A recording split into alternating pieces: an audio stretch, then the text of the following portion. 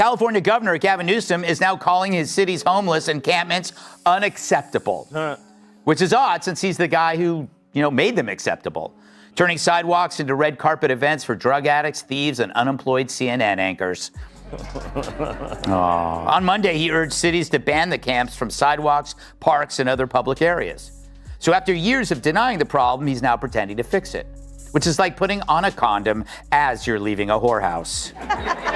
Greg Gutfeld just torched Gavin Newsom's carefully polished image, leaving nothing behind but smoke, ego, and a frozen smile. In a takedown so fierce it shook the very walls of liberal strongholds, Gutfeld ripped apart Newsom's hypocrisy, ridiculed his policies, and exposed him as a governor caught wide-eyed in the glare of a primetime monologue. This wasn't a roast, it was a political wrecking ball, and Newsom never saw the blow coming. Welcome to Gutfeld, fully unleashed. So Newsom is fed up with tent cities, the crime, the urban decay? No, he's not mad about that stuff. He's mad you noticed. It's like a criminal telling a jury he's sorry he robbed 25 banks when he's just sorry he got caught on the 26th. Because this isn't some spontaneous crisis. It's a man-made disaster like Chernobyl or Fox and Friends.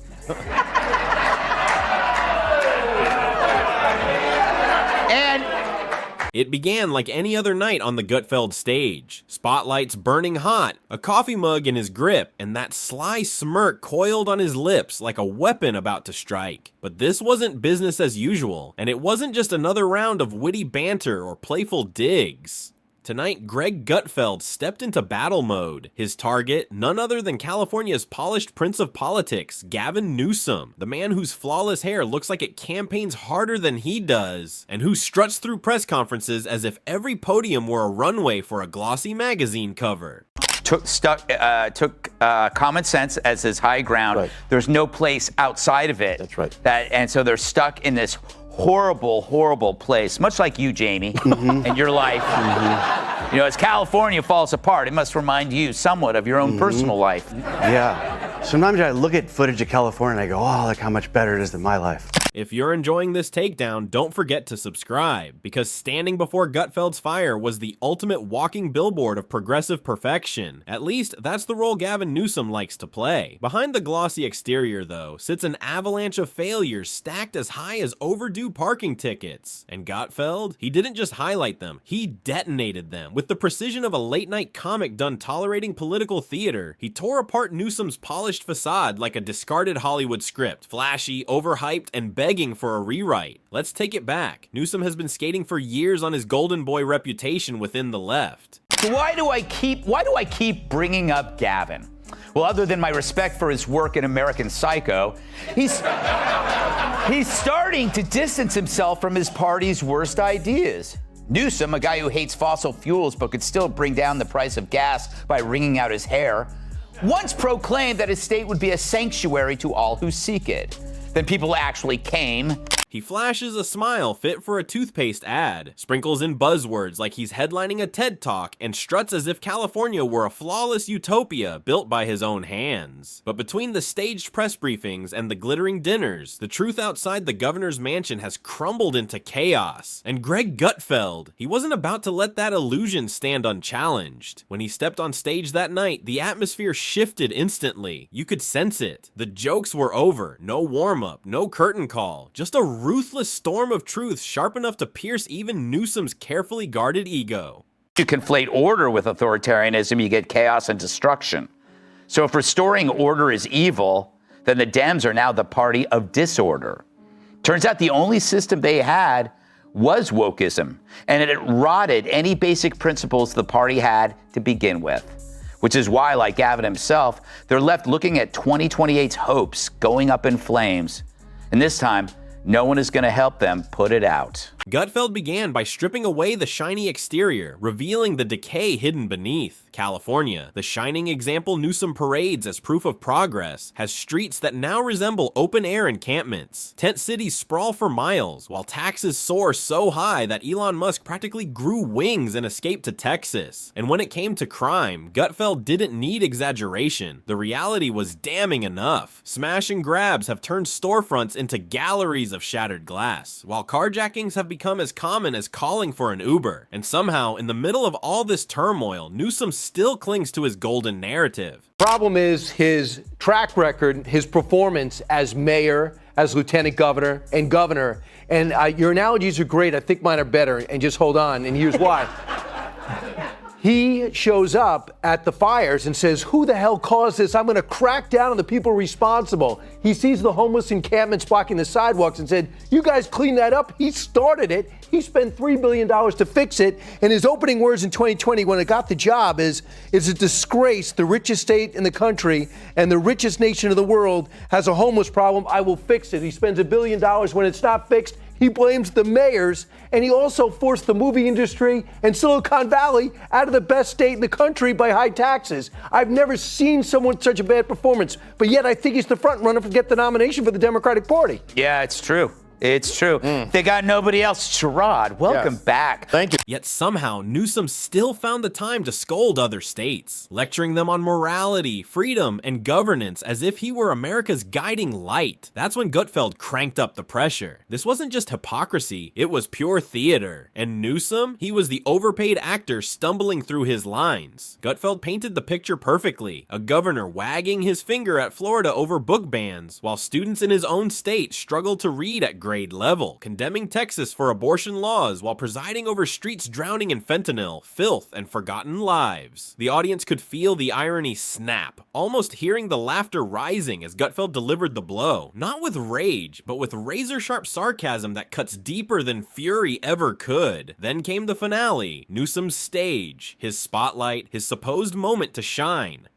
So last week, Newsom said he hopes the conservative Supreme Court will overturn the current law that bans his state from removing out-of-control homeless encampments. Imagine that.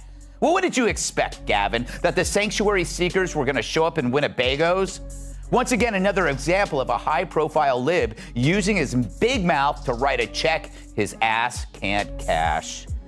Last year, after the Texas Governor Abbott ordered that parents of transitioning children should face criminal investigation, Newsom then tweeted this: trans kids and their families should be celebrated, not targeted by the state.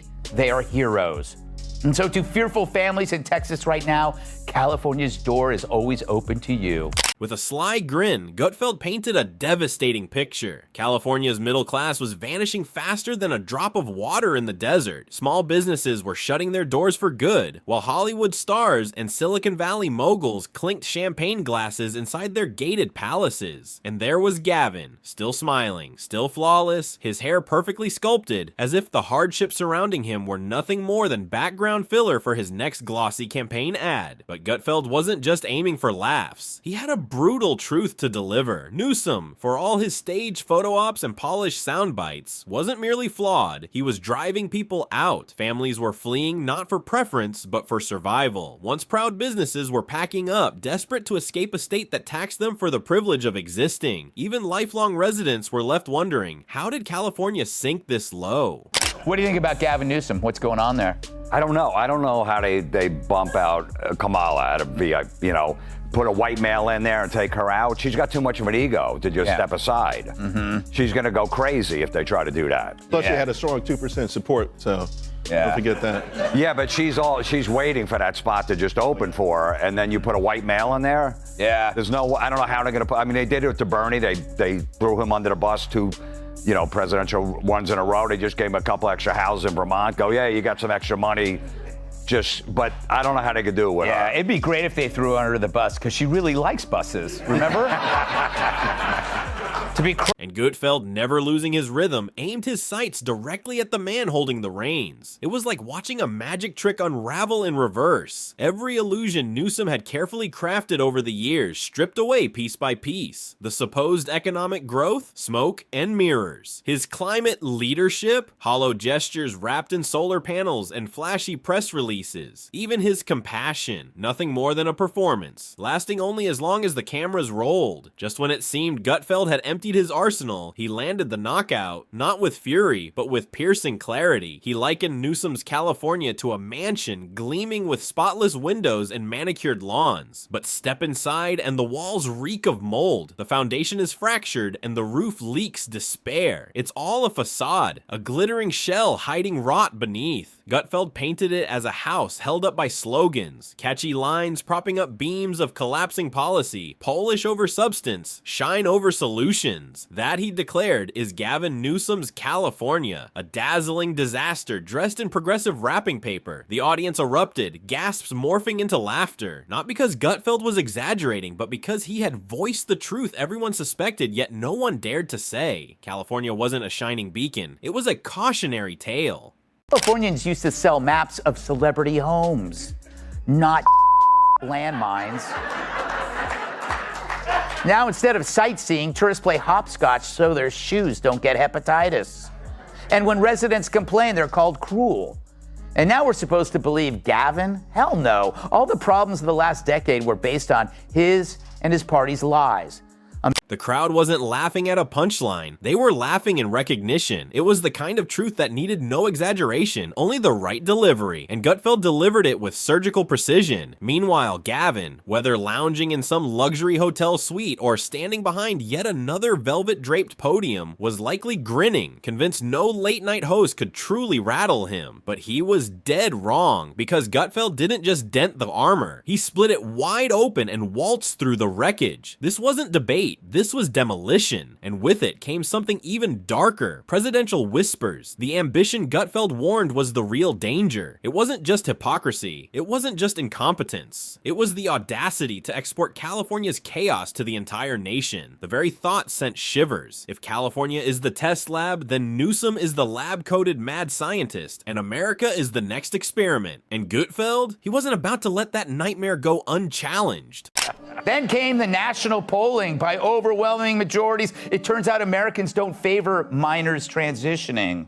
So last week, when a California law was proposed that judges in custody cases favor the parent who supports transitioning a child's new gender, Newsom killed that law quicker than a late-term abortion. Yeah, I know, huh? Now the left, being the left, was outraged, but they missed something, because now Newsom says he only vetoed it since it's already the law.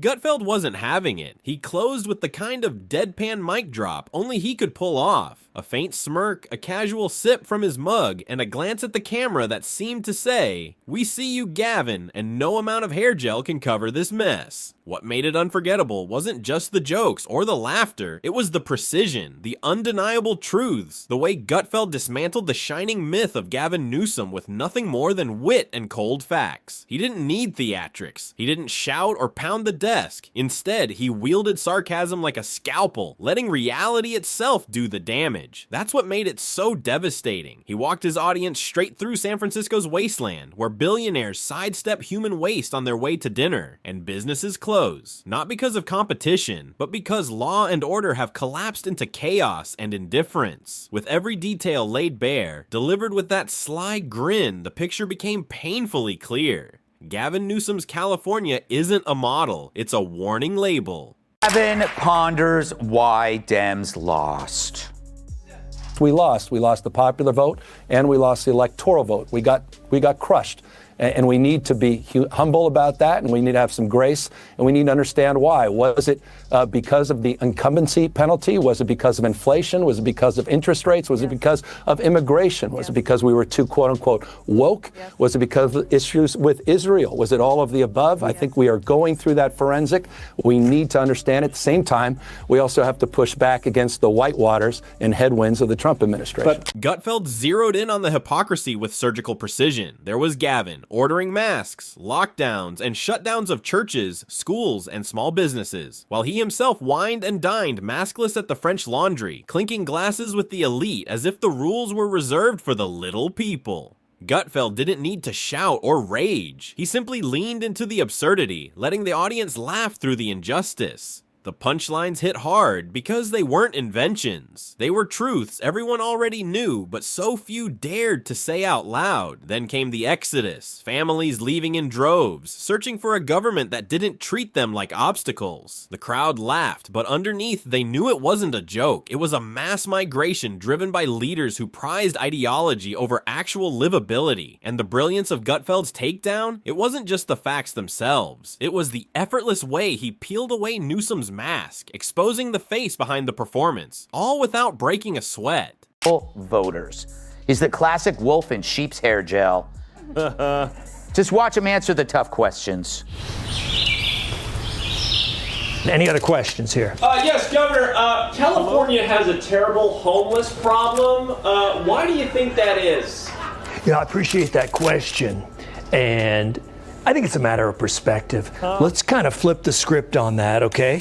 Let's kind of put a new lens on that. I mean, you see a homeless man, I see an outdoorsman. We got a lot of natural habitat in this state, and I'm just so proud that so many people in California can take advantage of that. All right, next question. He spoke of a man who preens before cameras, scolds other states, and builds a national image on scripted outrage and designer indignation. Yet behind all the polish, Gutfeld revealed the truth. A political mannequin, smooth lines but no backbone. He leaned hard into the absurdity of Newsom's ambitions, the not-so-secret whisper campaign for the White House, the notion that a governor presiding over a crumbling state could step onto the national stage and try to sell that same chaos to the rest of America was pure comedy gold. And Gutfeld mined it with perfection, not through cruelty, but with clarity. It was the comedy of exposure. Every jab, every smirk, every well-timed pause landed with a single devastating message. This wasn't leadership, it was branding, and that brand was collapsing under the weight of its own lies. So yes, Greg Gutfeld dismantled Gavin Newsom, not with cheap insults, not with partisan rage, but with something far more lethal to a politician addicted to image. He delivered humor, laced with irony, wielded with the confidence of someone who knows the truth doesn't need to shout, it only needs to be heard. And in a world built on spin, sound bites, and polished optics, that kind of honesty crashes through like a freight train. Gutfeld didn't just win that night, he obliterated. And somewhere in California, Gavin Newsom is still reeling, still wondering what just hit him. Spoiler alert, it wasn't politics, it was reality, and Greg Gutfeld was the delivery man.